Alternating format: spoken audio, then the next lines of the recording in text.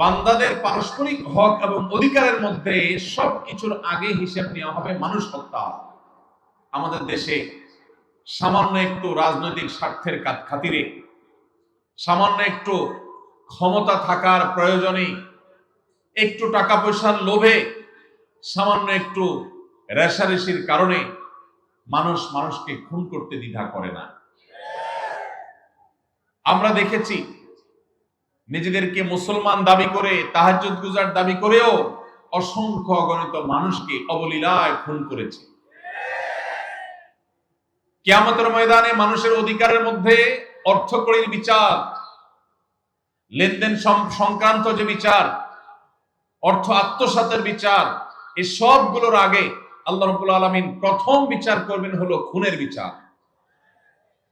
দুনিয়াতে যে খুনের শিকার হবে তার পরিবার যদি দুনিয়াতে বিচার নাও পায়, খুনির ক্ষমতার কারণে যদি নিহত ব্যক্তির পরিবাররা অসহায় থাকে, কিয়ামতের ময়দানে এই খুনির বিচার আল্লাহ রাব্বুল আলামিন অবশ্যই করবেন। সেজন্য একজন ইমানদার, তার আসলে হারাবার কিছু নাই, ইমানদারের লস হওয়ার কিছু নেই।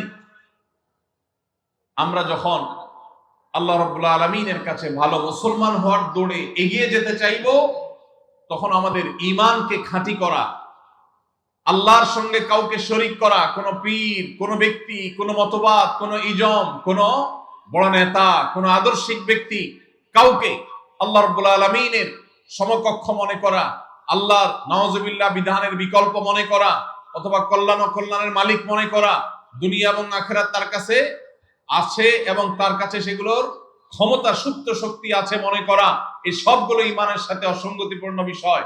আমাদের ঈমানকে যদি আমরা খাঁটি করতে পারি, নামাজকে যদি আমরা 5 ওয়াক্ত ঠিকঠাক মতো সুন্দর মতো আদায় করতে পারি, তাহলে ইসলামে পরিপূর্ণভাবে প্রবেশ হওয়ার ক্ষেত্রে আমরা আরো এক ধাপ এগিয়ে গেলাম। আল্লাহ আমাদের সবার নামাজগুলোকে সুন্দর করার তৌফিক দান করুন।